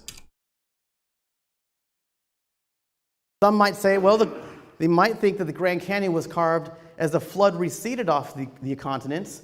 But most geologists, most creation geologists, I should say, that we work with, like Dr. Steve Austin, Dr. Andrew Snelling. Okay, we get to talk about Andrew Snelling. Fun times. Lying liar who lies. Yeah, here's the thing. I've caught him directly in multiple lies on the channel. So, we'll talk about the ones that I found. Because remember, again, once you're found to be lying in your scholarship, that's kind of it. You're done. It's over. You're no longer someone should be taken seriously. So, in a talk that I covered in my long-form Andrew Snelling takedown, which actually, by the way, now the supercut of that is like my third most watched video or something. Anyway, Andrew Snelling likes to present the idea that finely detailed fossil finds of delicate tissues, like, say, finds that preserve things like insect wings or flower petals, can only happen in a flood. His examples for this are primarily from the Cenozoic. Now you might think, well, what's the problem with that? The Cenozoic could just be flood rocks. Except that AIG, the group he works for, holds the position that the flood rocks start at the beginning of the Cambrian and they end at the end of the Cretaceous. Well, okay, maybe he's just taking a different position from AIG, right? That's okay. You can take a different position from your bosses. Except the guy who wrote the paper that set that as the official position for AIG, Andrew Snelling. It was his idea. He's the one who decided that that's where the flood boundary was going to be. And he's also the one who parades around things like Eocene wasps as if they're evidence of the flood, even though according to him, they're in rocks that were deposited after the flood. And then, of course, you say, okay, well, if a flood is needed for all of these, finely detailed fossil insect wings, then how come they're happening after the flood? And if they're happening after the flood, then what does that indicate about similar fossils from your alleged flood layers? Because apparently they don't need a flood, so they're not evidence of a flood. So, yeah, he just lies about that. And that was just one of the more obvious things, because, I did this thing like, check where his fossil examples were from. Weird, right? Can you imagine someone just fact-checking a creationist like that? Who would dare? So, yeah, you're not impressing me with the caliber of your geologist there, Nate. Goodness. But then again, as I've said to Cindy Lincoln, don't you find it curious that one side lies in every single paper from their side that I've read, and that another side doesn't? And she's just like, well, I'm not sure that that's the case. I'm like, well, okay, but I've read the papers, and they do. So, speaking of which, I believe in the next few days, Peter from Paleologos, a young Earth creationist, is doing a show about the Gabriella Haynes Archaeopteryx paper that Vishanti and I read on air. And I've talked to him privately, and I know that his conclusions about that paper are very similar to mine. So I'm very curious to see what his video is going to say, because a lot of my criticisms of Gabriella Haynes' paper are the same as his. And so, yeah, it's always... The thing I like about Peter is that Peter, while being a young Earth creationist, is really heavily critical of the level of scholarship of many other young Earth creationists, because, it's abysmal. So, yeah, here we go. Dr. John Whitmore from Cedarville University. I actually don't know much about Whitmore, so I can't say for certain whether or not that guy is just a blatant liar. He's a young Earth geologist, and as we all know, you can be well-informed, you can be honest, be creationist, but at most you can only pick two of those. And I'm going to say a special thank you to Vishanti for whipping up that meme, because I didn't currently have a copy of it. So, thanks, Vishanti. Welcome. Literally minutes before we went on live, Vishanti sends it to me in the DMs of our Discord. Pick two. The Fearmonger, who's at the Tetrapod level, has been a member for a month, says, AIG is a burlap sack of Kent Hovens. There we go. Nice. I like that one. By the way, if you want to see some of the depths of horribleness of Kent Hoven, watch the most recent Kent Hoven recap on Paulo Gia's channel. Oh, man, it's savage. It's savage and also kind of depressing. When I finished it, I was like, I want to go take a shower. That was terrible. Not on Paul's part. Yeah. He was great, and so was AJ, Atheist Jr. They were both great there. But, listening to all that stuff about just how horrible Kent was and is, it made me want to just, take a shower and then grab a pumice stone and scrape off all of the outer layer of my skin, and then just be, raw and painful and wait for new skin to grow, because all that old skin has just got to go. It's too contaminated by proximity to Kent Hoven. We all believe the Grand Canyon was actually formed from a secondary flood event, a flood event that took place a little while after the flood in Noah's day. Well, given that the Grand Canyon is jagged and has loopbacks and switchbacks and oxbow type things, no, it wasn't. That's ridiculous. Basically a huge amount of water. So look. It was a huge amount of water. Well, I'll give him that. A lot of water has flown through the Grand Canyon over the course of time. Looking at this, we are starting to study and showcase the evidence for this flood. And to give credit, we're not the ones who came up with this idea. And Kyle Pratt asks, how long do scutes take to regrow? So actually quite a while. The thing with scutes is that their core is dermal bone. And so, oh, there's Mothra.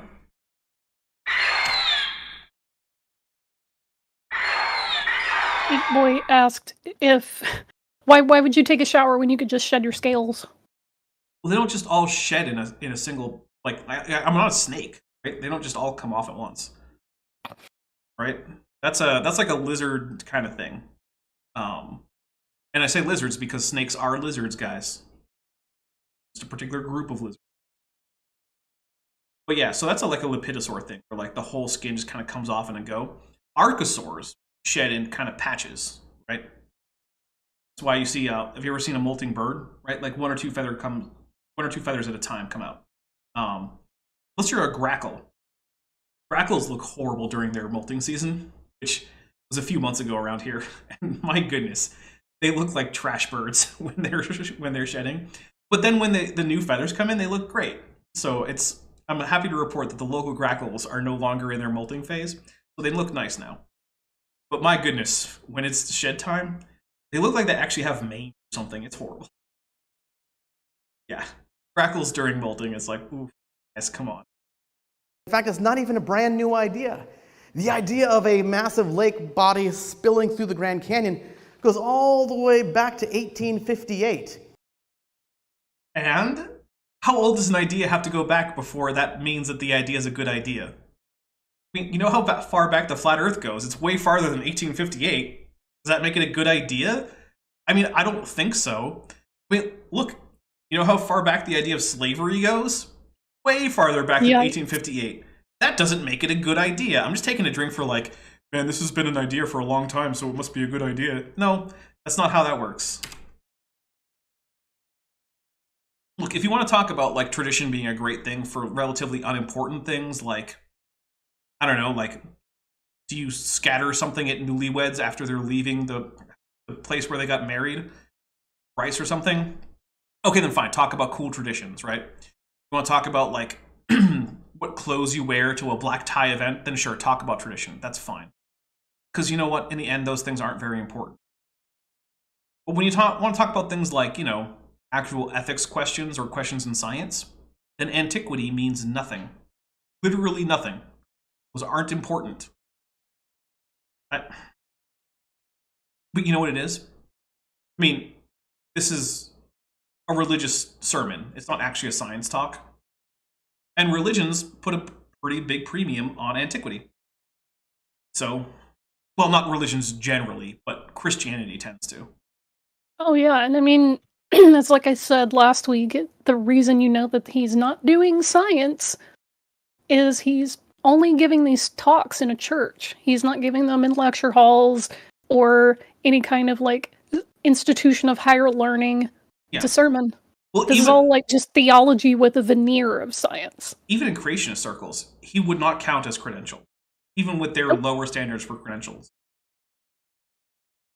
Silver Harlow says tradition is peer pressure from dead people. Yeah, true.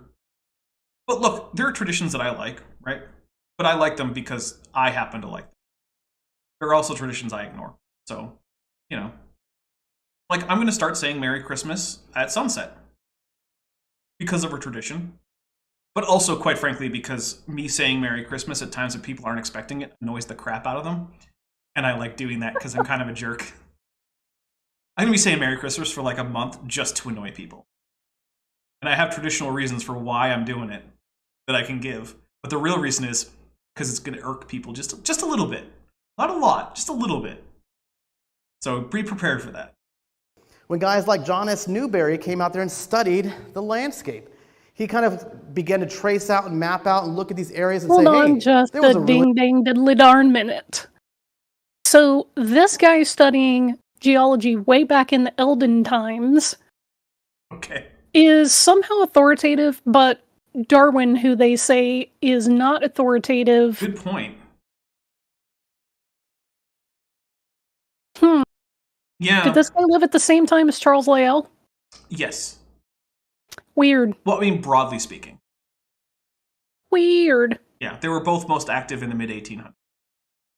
Also, in response to the chat, Christmas was not stolen from pagans. That is somehow correct. A bizarre, like, internet meme, which has no factual basis in reality. The closest we can come is there are some Yule traditions that Christians in Europe still practice around Christmas time that do go back to paganism. But Christmas as a whole, no, it's not stolen from. You know what? Religion for Breakfast. Go watch that channel. He has like at least 3 videos on it. You know what? I'm a little tired of Nate Loper. So what I'm going to do is I'm going to read the super chat, and we're going to get into a tiny discussion about Christmas. Okay. Okay. Well, now that there's 2 super chats, but still. Jake Nelson says, Dapper drinking game plus Scotch whiskey equals glad I don't have to be anywhere. You know what? Cheers to that. I will take a drink because, yeah, same. And also, I might later take an edible and really not go anywhere. Also, and I'm going to kick this discussion off because I want to. Hold on, we The have date one more. of Christmas was not stolen from pagans. One more super Literally. chat. One more super Oh, chat. okay. Go ahead. Kyle Pratt for $5 says, both host and guests said my name today. Reading my comments, Merry Christmas Eve to me. There you go. Thanks, Kyle. Go ahead. Cool. So, the date of Christmas was not stolen from the pagans. There were church calculations to determine the birth date of Jesus. It did not have anything to do with the solstice. It didn't have anything to do with pagans. Mhm. Like, they knew that he died at a certain time, and they calculated 9 months back from that. Mhm. You know, and it was like a whole dispute, which is why the Eastern Church celebrates Christmas in January. Actually, I'm going to And correct you a the little bit Romans- on that a little later. But I will say, well, their date of, what did they call it? So their date You'll for correct me on that. Their date for Christmas is actually still December 25th. It's just that Right. It's just that January 6th is the, what is it, the Annunciation? well, it's Epiphany. You're not. Epiphany. Okay, Yeah. sorry. But Forgot the word. we'll get into that in a bit. But also, anyone, first of all, if you try to bring up Sol Invictus, I'm going to go tell you to watch the Religion for Breakfast video on Agreed. Sol Invictus. The date was not stolen. It was not about the solstice. Mm-mm. It was all calculated based on, like, dates they already had reference points for. Yeah. So, We'll get into it a little bit more. So first, I want to say that while yes, Christmas for Eastern churches that use what's called the Old Calendar ends up falling in January, it's actually still December 25th because the Old Calendar has a very slightly different rule for leap days, or leap years, I should say, than our current calendar. And so that is why there is a mismatch in those fixed days, is because of difference in leap year. Anyway, the March 25th was picked as the day of the Annunciation, which is when Mary gets pregnant, right? And this is because there were a number of beliefs. One was, there was an early belief in both, like, immediately post Second Temple Judaism. So we're talking like 1st century Judaism as well as 1st century Christianity, which probably goes back to, like late Second Temple Judaism, that prophets were conceived and died on the same day. I don't know why that was a belief that people had, but they did. So they figured that if Jesus had died on March 25th, and the Annunciation was on March, and then what's 9 months after March 25th? It's December 25th. Now, like I said, the reason that you'll find places like Russia or certain parts of Greece who are celebrating Christmas in January is because on the old Julian calendar, that is December 25th. Because the Gregorian calendar that we're using now actually knocks out leap years on years that end in 00, but that aren't divisible with 400. So the year 1900 wasn't a leap year in the Gregorian calendar, but it was in the Julian calendar. So every century, so 3 out of 4 centuries, those dates diverge a little bit. Oh, no, sorry. It's every 400 years they diverge a bit. I messed that up. The whole thing is, like, if people are going to bring up a topic and then immediately get shown, like, the actual fact on something, don't just cop out and go, well, I don't care because I'm not religious. Well, I mean, don't be that person. Like, just, if you said something and you realize, oh, snap, I was actually not correct, just go, I learned something today, and then stop spreading the misinformation. Don't just tap out and be like, well, I don't care anyway. You care enough to have mentioned it, so... Yeah. And look, we're all having a nice little historical discussion here. It's a common meme, and I get why people accept it, right? It's like the Easter Ishtar meme. It's nonsense, but I get why people like it. Now, anything that dunks on the church must be factual. It's like, It turns out that there are things that would be bad for the church if they were true that are also not true. Like, it would be bad for Christianity if early Eucharistic feasts involved slaughtering babies and eating them.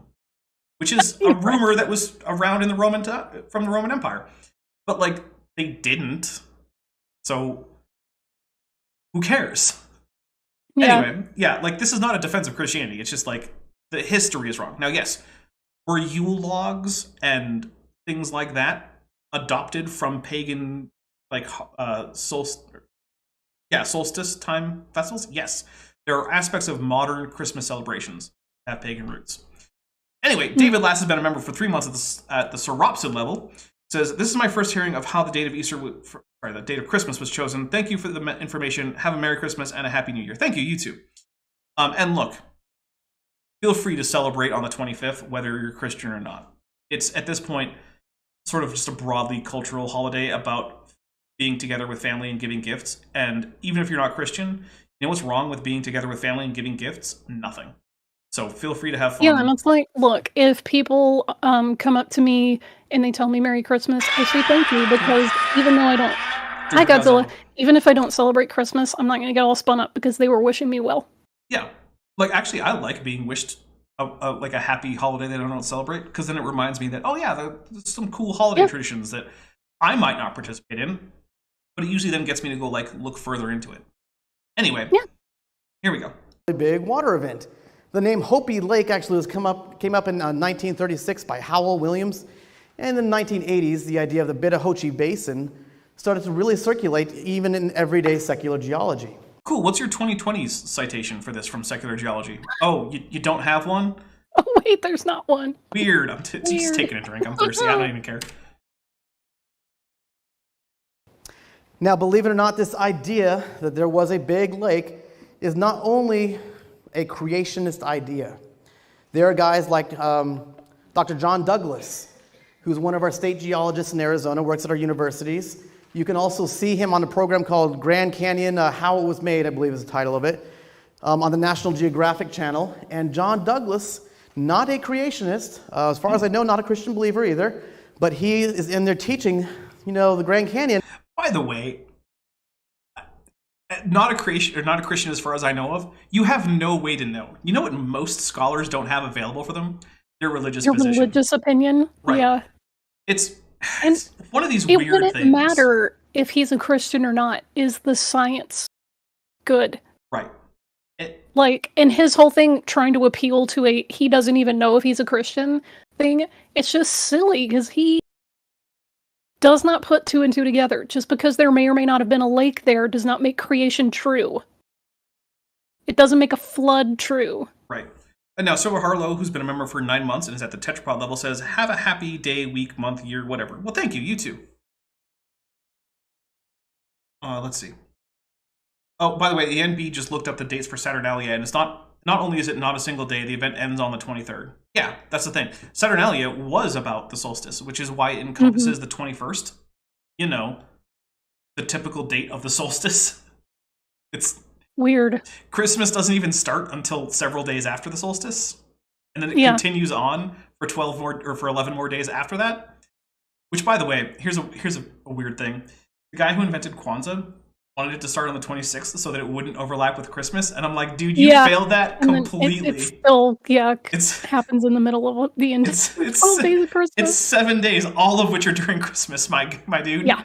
So, way to not do your research on that one. But you know what? Like, I don't care. I don't care if Kwanzaa overlaps with Christmas. Doesn't mean anything. I just like that the guy was like, well, I don't want it to. And then it literally completely falls during Christmas. Anyway, Vesta Freya is a member for 2 months at the annual level, says AIG is a large bag of Priapulida. Nice. Get the penis worms in there. Ooh. How close are we to being done with this guy?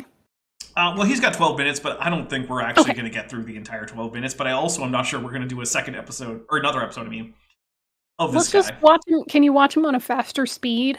Probably. Let's pull up the control panel. And go to pull and see what happens when I click on fast speed. Not necessarily the product of slow carving by the Colorado River, but rapid and catastrophic. He speaks about lake spillover, and he identifies this Hopi Lake, and in there talking about how this one lake alone, just that Hopi Lake, held the equivalent water amount as entire Lake Michigan. Big numbers. Yay, bingo for big numbers. Of water. 3,000 cubic miles of water. That's no a one huge cares. amount of water. Now we see evidence for that lake when we go out there and examine where the lake basin was at. We actually This looks like the Painted Desert, which is absolutely not the result of a lake in the Cenozoic period, which is what he needs it to be. Not, Also, Yeah, the a Cenozoic. lake being there does not prove a global flood. yeah. Also, I meant to say Cenozoic era. Sorry, it's not a. Eras contain periods, which contain stages. So my apologies. I blame the fake champagne. find a freshwater mud-bottom deposit known as the Bitahochi Formation. Kind of a funny word, but the Bitahochi Formation is found in the form of greenish-looking Other clays. languages are funny. Yeah, that is what that comes down to. But here's the thing, dude. There being freshwater lakes that have ever existed doesn't help your point here. It doesn't. The rocks here are not Cenozoic. So if you want to say, oh, this is a Cenozoic lake deposit, then you need to explain to me why all the rocks in this area are Paleozoic. Right? You're just like skipping over about 500 million years worth of rock. Saying, oh, well, look, we found some freshwater rocks, so it must have been lake whatever that caused the Grand Canyon, even though the Grand Canyon couldn't be the result of lake spillover. Even though the rocks that you're talking about, as far as I can tell, are still all from the Paleozoic. So, yeah, this is really bad. I'm glad I'm drinking. These greenish clays are indicative of deep water environments in which they're deposited. Okay. I mean, during the Paleozoic, a lot of what's now inland USA was underwater. That's the case. We also find within there freshwater mollusks. Okay? Okay. So looking at this, there's a massive lake that was out here. You look at the basin of that lake at 4,200 feet. You look at the height, area, terrain levels. That's so. Hey, but they're not Okay, recent. big numbers. Like, he needs this to be freshwater deposits from, like, 4,000 years ago. But here's the problem with that. They're not. They're freshwater deposits from, like, 100 million years. And you can actually, even if you couldn't actually just date them, right? 4,000 years is not very much time for a whole lot of lithification to occur. It's one of the things that creationists always just gloss over. Is lithification is not a very rapid process. The process of going from sediments that are unconsolidated to actual rock isn't something that happens in the blink of an eye. But none of them ever talk about lithification times. So Fearmonger says, why is he even putting this much focus on the lake? Doesn't he think the flood did it? So he actually thinks that the Grand Canyon is not a direct result of flood runoff from the flood of Noah. He thinks that after the flood of Noah, a large lake system, and then that breaching a rock dam is actually the flood that caused the Grand Canyon. So he's proposing a post-global flood, large scale, but local flood. Oh, and Godzilla. Which reminds me, Vishanti, we need to watch some Shin Godzilla. I mean, I've been saying it. All right. Perhaps up to. Also, all of you need to go watch Shin Godzilla. Nope, more Godzilla. Shin Godzilla is an amazing movie. I will fight anyone who says otherwise. And remember, I'm a 2-meter tall dinosaur. So, careful. 6,700 feet. We're talking about a lake that was over 2,000 feet deep in places. Allegedly. Also find freshwater tufa, which is kind of a marine, or kind of a, not a marine, but a freshwater calcium carbonate deposit, basically a lake evaporate deposit along the perimeter of these lakes. This is a picture I took actually just a few weeks ago. Freshwater tufa, so good evidence that there was a freshwater lake. We find banded tufa out there too, indicating freshwater lake. So, okay, but here's the thing. Banding like that typically doesn't occur very rapidly. So you're indicating a whole lot of time when you're doing things like that. But hey, this is all stuff we're actually working on a really big paper to come out next year that will be presented at the International Conference on Creationism. And so Steve and I and a few other guys are working on that big paper and presentation. Looking at this, does Hopi Lake hold water? Does that idea really stand up? Yeah. No, because the rocks aren't the right age. It does. When we look out here, we actually find other interesting things that show us there was a really big lake after the flood and extending through the Ice Age. Because what we find out there also are things like tundra swan fossils and tundra swan footprints. Now, based upon the name, where should we find? I'm not seeing any webbing. I'm going to press X to doubt that that's a swan. Doesn't look like a swan to me. But then again, not an ornithologist. just a regular dinosaur. Isn't a bird. Find tundra swans in the tundra, kind of far north, not way south in Arizona. Yet we see evidence of that around where this lake basin was at. Interesting. So there was a huge lake that existed through the Ice Age, because we also find other Ice Age fossils there, kind of called Pleistocene or Miocene, Eocene-based fossils. We find those in that same lake bed deposit. Pretty good evidence there was a lake, and this is the groundbreaking stuff, literally just coming out this year. In fact, apart from the conference we did earlier, you're the second group to ever see these pictures. The first group was just 2 nights ago, right? So shoreline, what we call strand lines. These we believe we've interpreted as strand lines. As the lake is rising up and filling up and filling up, we see periodic, shoreline environments where water's going back and forth. And you can follow the terrain as it goes uphill. In fact, this shows you a line going uphill, and it actually goes, this plots and shows you the elevation line. So in other words, as this lake is filling up, probably for hundreds of years after Noah's flood, the water's rising up and up and up. Oh, and by the way, I have double checked, and there actually is some evidence that there might have been a lake coextensive with area that eroded through the Chinle Formation, which is a Triassic Age formation. And there is some idea that the current incision of the Colorado River could have actually started a bit with this, but generally speaking, it's thought to have been several instances of relatively shallow lakes at various times, rather than one catastrophic lake, because again, you can't get that to form the Grand Canyon. And even the people who are big fans of the Hopi Lake hypothesis, among real geologists, are not suggesting that the Grand Canyon was formed by flood spill. That's not a thing. Jake Nelson for $5 says, Vishanti, I only hope that I can guide my daughter to be as badass as you.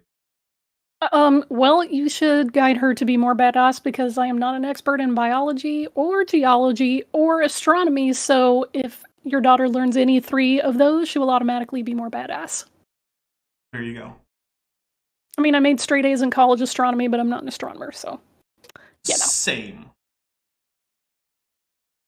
Although by straight A's, I guess I mean in that one class I made A's. I didn't take more than one. I took astronomy like 2 semesters in a row, so like the sequential part. So it was the first time I've ever seen Saturn in through a telescope, and it looked fake. Because you always see false color images of Saturn, but when you look at it through the atmosphere, it just looks like this like nebulous, like snotty yellow color. Yeah. So I currently on my phone still have pictures that were taken through a telescope. My phone. And it is the largest telescope available to the public in the entire world. Which is, by the way, a telescope that's like, like an hour drive from me. So, nice. Yeah, it's pretty awesome. I actually every once in a while bring him out in the Science Friends chat when Dr. Dan is taking out like his 12-inch like reflector telescope, and I'm like, yeah, those are pretty cool pictures of Jupiter. Here, mine. And mine's from like like a 15-foot reflector. So like, yeah, not that I own that and can just go use it, but I was given the ability to use it as part of a tour group, basically. So yeah, it's actually not really bragging rights, but it's still super cool to have those. It was very cool. Vadim Slomovsky Redchenko asks if I like nativity scenes. Yeah, I actually have done some nativity scenes in Blender. I did one where they were like basically like meeples from like board games. Basically did like a meeple nativity scene. They're fun. Look, regardless of my religious positions, I like a lot of different kinds of art things, and I like holidays and stuff. So like, unless it represents like directly something terrible, I'm probably going to be like, yeah, that's cool. Like, I like all the various colored dyes and whatnot that get tossed around on Diwali. Also, Diwali celebrations are one of the times when it's appropriate to actually use a swastika. It's an ancient Hindu back thousands of years. But it's the one that's at like it's 90 degrees. It's not the one that's over. Yeah, it's not diagonal. It's not on the corners. Yeah, it's not diagonal. Yeah. Like, yeah, I like all that stuff. So like, if I were gonna celebrate any other traditions holiday, it would be Holi, because I love colors. Yeah. And you know how they throw all the color powders, and you have all just like the celebration and stuff. That's just very cool. Look, India has some cool holidays. I mean, places have cool holidays. Although, And they also, have delicious food. oh yeah, don't wish anyone a happy Ramadan. I saw that in a picture the other day. Ramadan is like it's like Good Friday or like Yom Kippur. Not a happy thing. It's a solemn thing. Yeah. It's about self-reflection and taking stock of your failings. And then it ends with a feast that's a happy thing. So like you can say like Eid Mubarak. That's fine. It's like, you know, happy. That's basically a happy feast. But yeah, don't say happy Ramadan. That's weird. Anyway, don't say happy Good Friday or happy Yom Kippur. Say things like have an easy fast or something like that. Yeah. And eventually, what happens to a bowl of water when you fill it beyond its capacity? It overflows. True. So what we see here, elevation markers, as this lake is rising higher and higher and higher, we can actually see some pretty good evidence of those shorelines. Here's a aerial drone footage that I shot. And I took this picture after studying this landscape, and I came out here and did some field work. I sent this video, a little bit longer version of it, but I sent this to Dr. Steve Austin. He was so excited by it, he jumped on a plane just Yeah, those are probably ripple marks from a lake. Cool. like right after Those that, are flew flood. from Yep. here all the way out to Arizona to come and study this for 3 days. And so we began to look at this because this we kind of consider to be one of the smoking guns of a Grand Canyon formation by lake spillover. Okay, goodness. I have to drink. Guys, we're not going to continue. Yeah, he's too annoying. We're going to do something else for next time. I don't know what. If you have suggestions, send them my way. You know how to get a hold of me. I'm easy to find on Twitter.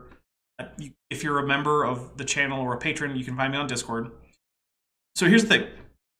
Best case scenario for the Hopi Lake idea, or the Bitahoche Formation idea, right?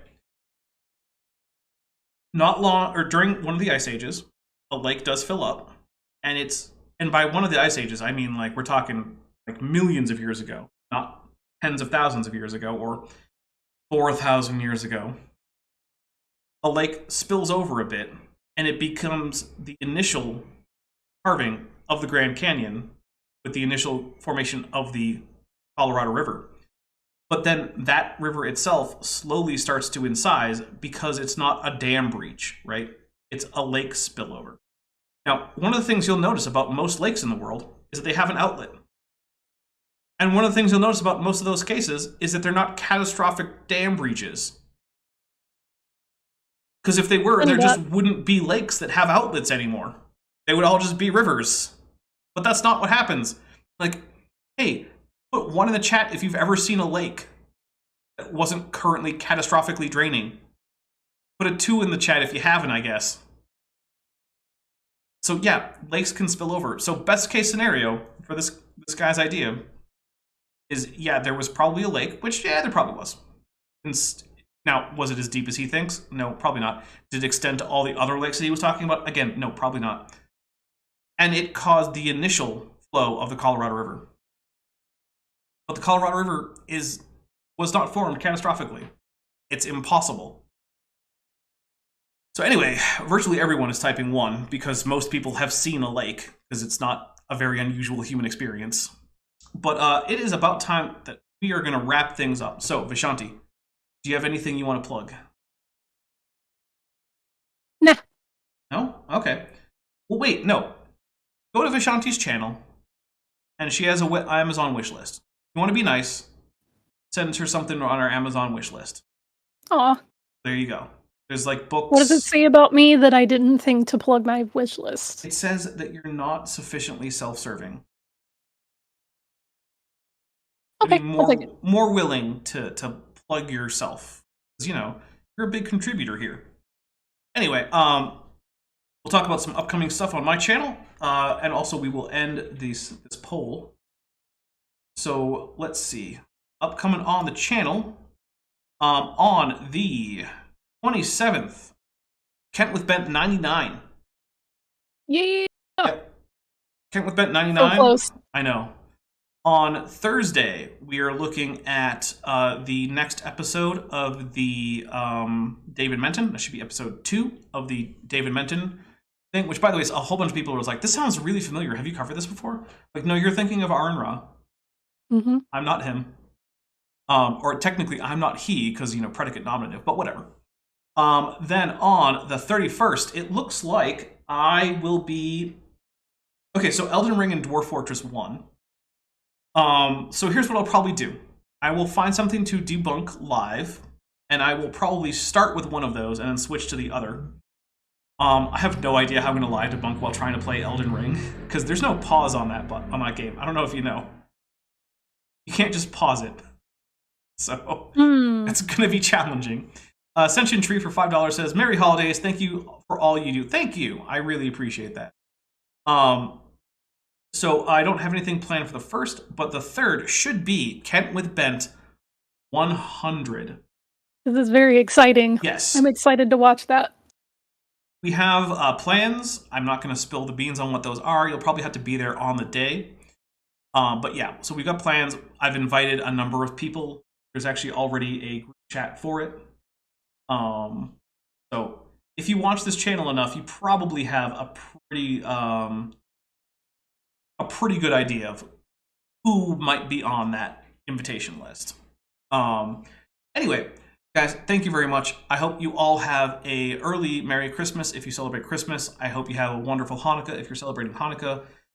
If you happen to celebrate Kwanzaa, I hope you have a wonderful Kwanzaa. If you celebrate Saturnalia, then well, it's already over, but I hope you had a great one.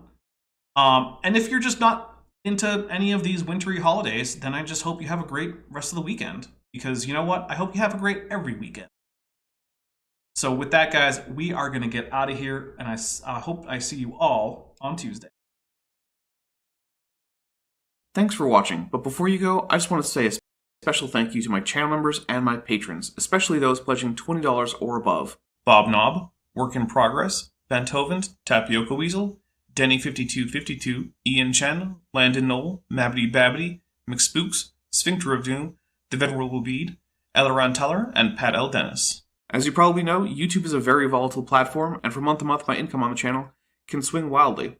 But the people you see on screen are directly supporting so that I don't have to worry too much about that, and the channel can keep going as it is, and perhaps even improving. If you'd like to join this team, there are links below to join the channel or in the description to join the Patreon. The Patreon starts as low as $1 a month, and the channel memberships start as low as $1.99 a month. On Patreon, you can even get a discount for pledging annually. If you do decide to pledge, you'll get access to an exclusive Discord server just for channel supporters, as well as early access to all of my pre-recorded videos, often up to 2 months in advance. Higher tiers will unlock even better perks. Now, if the annual or monthly pledge isn't right for you, but you still want to support the channel, there is a merch store down in the description, as well as an Amazon wishlist, just for me. And if financial support isn't something you can or want to do, then if you still want to help out the channel, please just like and share these videos and make sure you comment on them. It really helps the channel out. Thanks again for watching.